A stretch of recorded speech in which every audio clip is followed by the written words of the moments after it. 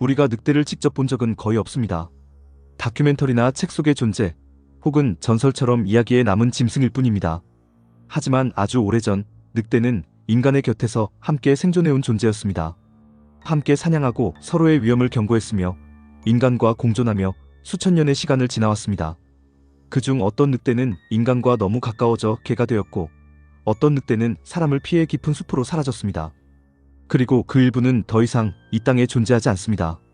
일본 늑대는 1905년 마지막 한 마리가 사라지며 공식적으로 멸종되었습니다. 그 종은 조용하고 민첩하며 인간을 철저히 피하던 야생성이 강한 동물이었습니다. 크기가 작고 혼자 움직이는 성향이 강했던 이 늑대는 인간의 개발과 질병, 무분별한 사냥으로 인해 끝내 자취를 감추게 됩니다. 하지만 100년이 지난 지금 그 늑대가 다시 움직이고 있습니다. 누군가가 되살린 것도 자연이 다시 태어나게 한 것도 아닙니다. 그것은 인공지능이 계산해낸 움직임입니다. 사라진 생명의 유전자를 복원하고 그들이 살았던 환경을 디지털로 재현해낸 기술이 이끌어낸 장면입니다. 이 늑대는 땅 위에 실제로 존재하지 않지만 지금 이 순간 AI가 그 늑대의 눈동자와 발자국, 사냥 습성, 울음소리까지도 예측하고 재현해내고 있습니다. 이 영상은 멸종된 늑대의 유전자와 기억, 그리고 생존 본능까지 AI가 어떻게 복원했는지를 따라가는 여정입니다. 단지 생명을 되살리는 것이 아니라 우리가 어떤 감정과 책임을 갖고 다시 그것을 바라봐야 하는지를 묻는 이야기입니다. 첫 번째는 멸종된 늑대의 유전자를 되살리는 과정입니다. 일본 늑대는 공식적으로 멸종된 이후 단 몇 점의 털과 뼈, 치아 표본만 남긴 채 역사의 기록 속으로 사라졌습니다. 박물관 수장고와 오래된 사찰, 그리고 민간인이 보관하던 일부 유물에서 발견된 이 표본들에는 극소량의 DNA가 남아있었습니다. 하지만 오랜 시간이 흐른 탓에 DNA는 심하게 손상되어 있었고 일반적인 분석 방법으로는 연결이 불가능했습니다. 문제는 여기서부터 시작됩니다. AI가 이 DNA 복원 작업에 투입된 이유는 바로 이 불완전한 조각들을 과학적으로 재구성하기 위해서였습니다. 인공지능은 유전체 데이터를 정렬하고 결손된 유전자 부분을 진화 패턴을 기반으로 예측합니다. 수많은 늑대종과 개의 유전 정보를 학습한 AI는 멸종된 일본 늑대가 가지고 있었을 것으로 추정되는 유전적 특징을 도출해냈습니다. 이 과정에서 AI는 단지 데이터에 퍼즐을 맞춘 것이 아니라 그 유전자가 어떤 형질을 갖고 있었는지를 계산했고 털의 색상, 체형, 근육 구조, 눈의 위치까지 예측할 수 있게 됩니다. 이것은 단순한 복원이 아닙니다. AI는 이 유전자가 살아있었을 당시 어떤 환경 속에서 작동했는지를 함께 계산합니다. 일본 늑대가 살았던 지역의 평균 기온, 지형, 식생, 먹잇감의 종류, 인간과의 거리 같은 데이터를 입력받은 AI는 이 늑대가 살아있었다면 어떤 방식으로 행동했을지를 시뮬레이션합니다. 이 모든 결과는 컴퓨터 속 가상의 공간에서 재현되었고 그 안에서 늑대는 걷고 냄새를 맡고 사냥하고 짝짓기를 시도하고 무리를 만들기도 했습니다. 멸종된 동물이 다시 움직이게 된 것입니다. 과학자들은 이 과정을 통해 단지 과거의 생명을 복제하는 것이 아니라 한 종의 삶의 패턴을 디지털 공간에 완성하는 데 성공했다고 평가합니다. 그리고 그 모든 시작은 파손된 DNA의 조각과 그 빈틈을 해석해낸 AI로부터 시작된 것이었습니다. 두 번째는 AI가 시뮬레이션한 늑대의 행동에 관한 이야기입니다. 유전자가 복원되었다고 해서 그것만으로 늑대의 삶을 알 수는 없습니다. 그래서 과학자들은 AI에게 더 많은 데이터를 입력했습니다. 늑대가 살아가던 시기의 기후, 서식지의 지형, 먹이사슬 구조, 그리고 인간과의 거리까지 하나하나 조합해 넣었습니다. AI는 이 정보를 바탕으로 늑대가 어떤 시점에 어디로 이동하고 언제 사냥하며 어떻게 휴식하고 짝짓기를 시도했는지를 계산했습니다. 이것은 단순히 그래프나 숫자로 결과를 보여주는 것이 아니라 가상 공간 속에서 늑대가 하루를 살아가는 모습으로 시뮬레이션된 것입니다. 시뮬레이션 속 늑대는 무리를 이루기보다는 단독으로 움직이는 시간이 많았습니다.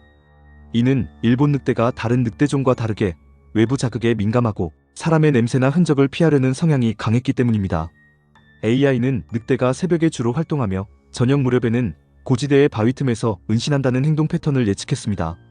또한 초식동물보다 작은 동물이나 죽은 사체에 반응하는 빈도가 높았으며 이는 그들의 생존 방식이 적극적인 사냥보다는 기회를 이용하는 방식이었다는 것을 보여줍니다.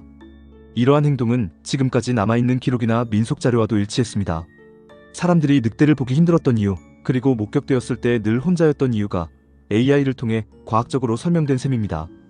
더 흥미로운 점은 사회적 행동이었습니다. 시뮬레이션 결과 이 늑대는 새끼를 양육할 때 매우 강한 보호 본능을 보였습니다. 짝짓기 이후에도 일정 기간 무리를 구성하며 새끼를 중심으로 행동 반경을 제한했고, 외부 위협이 감지될 경우 숨는 것이 아니라 경로를 변경해 우회하는 방식으로 이동했습니다.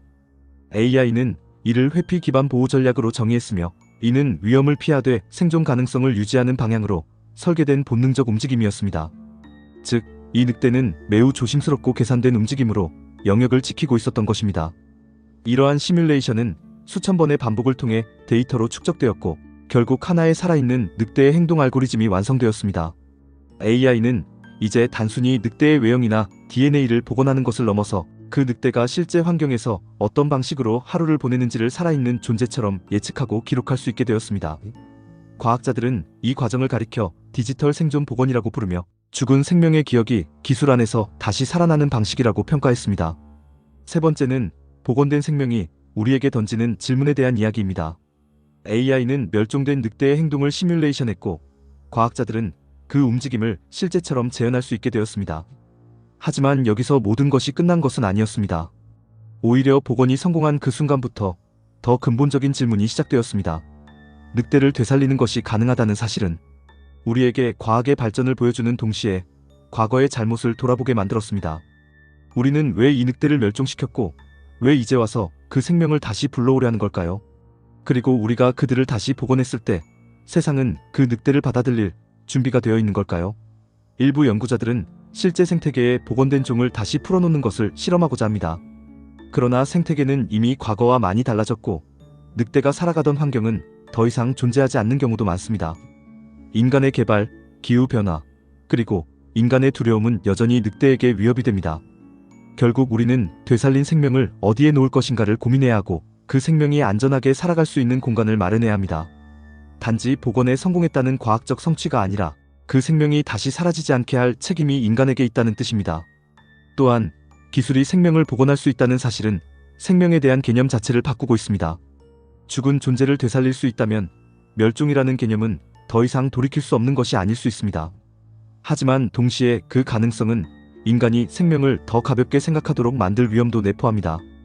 AI가 늑대의 눈을 만들고 근육을 재현하고 행동을 계산할 수 있다면 우리는 그 존재를 진짜 생명으로 받아들여야 할까요? 아니면 그것은 단지 알고리즘의 결과일 뿐일까요? 그 질문은 기술이 아닌 우리의 태도에 달려 있습니다. 이 지점에서 우리는 묻게 됩니다. 생명을 되살릴 수 있게 된 지금, 우리는 그 생명을 지킬 준비가 되어 있는가? 과거처럼 두려움으로 또다시 배제하고 파괴하는 길을 선택할 것인지, 아니면 이번에는 공존을 위한 길을 찾을 것인지. AI는 단지 그 가능성을 열어주었을 뿐이고, 선택은 여전히 인간의 몫입니다. 멸종된 늑대의 복원은 단순한 기술이 아니라 인간과 자연 사이의 관계를 다시 쓰는 일입니다. 생명은 데이터가 아니며 복원은 시작일 뿐입니다. 마지막으로 우리는 이 늑대의 발자국을 보며 어떤 생각을 해야 할까요? 기술은 죽은 생명을 다시 움직이게 만들었습니다. AI는 파손된 유전자를 복원했고, 사라진 행동을 예측했으며 존재하지 않는 생명의 하루를 그려냈습니다. 하지만 중요한 것은 그 생명이 다시 걷는 것이 아니라 그 생명이 왜 다시 걷게 되었는지를 생각하는 일입니다. 인간은 과거에 늑대를 두려워했고 통제할 수 없다는 이유로 사냥하고 몰아냈습니다. 그리고 시간이 지나자 다시 그 늑대를 그리워하고 복원하고 관찰하려 합니다. 이것은 과학의 발전이기도 하지만 동시에 인간의 이기심이 남긴 흔적이기도 합니다. 복원된 늑대는 우리에게 묻습니다. 당신들은 왜 나를 사라지게 했고, 왜 이제 와서 다시 나를 불러낸 것이냐고. 이 질문은 단순히 늑대에게만 해당되지 않습니다. 인간은 수많은 생명을 멸종시켜왔고, 이제 AI와 기술을 이용해 그것들을 복원하려 하고 있습니다. 하지만 되살리는 것이 곧 책임을 다하는 것은 아닙니다. 생명을 되살린다는 것은 그 생명이 다시는 같은 이유로 사라지지 않도록 새로운 길을 만드는 것까지 포함해야 합니다. 그것이 없다면 복원은 반복이고, 반복은 다시 파괴로 이어질 뿐입니다. 우리가 기억해야 할 것은 AI가 감정을 느끼지는 못한다는 점입니다. AI는 계산하고 예측할 수 있지만 두려움을 모르고, 애정을 모르고, 죄책감을 모릅니다. 그런 감정은 오직 인간만이 가질 수 있습니다. 그렇기에 기술의 발전이 생명을 되살릴 수 있게 되었을 때 진짜 중요한 것은 그 기술을 사용하는 인간의 태도입니다. 우리는 늑대의 행동을 예측할 수 있게 되었지만 인간의 행동은 아직 예측하기 어렵습니다. 과연 우리는 이번에는 다른 선택을 할 수 있을까요? 이번에는 생명을 이용하는 대신 생명과 공존할 수 있을까요? AI가 복원한 늑대는 단지 멸종된 한 종이 아닙니다. 그것은 우리가 잊고 지냈던 자연과 생명, 그리고 책임의 상징입니다. 과거의 잘못을 되돌리는데 기술이 쓰일 수 있다면 그것은 단순한 발전이 아니라 진정한 반성이 될 수 있습니다. 그러나 그러기 위해선 우리가 그 생명을 바라보는 눈부터 달라져야 합니다. 늑대는 우리가 두려워해야 할 존재가 아닙니다. 우리가 배워야 할 생명의 한 조각입니다. 복원된 늑대는 아무 말도 하지 않지만 그 존재 자체로 우리에게 말할 겁니다. 너희는 이제 나를 지켜줄 수 있느냐고. 그 질문에 우리는 기술이 아닌 마음으로 대답해야 할 것입니다. 구독과 좋아요 부탁드립니다.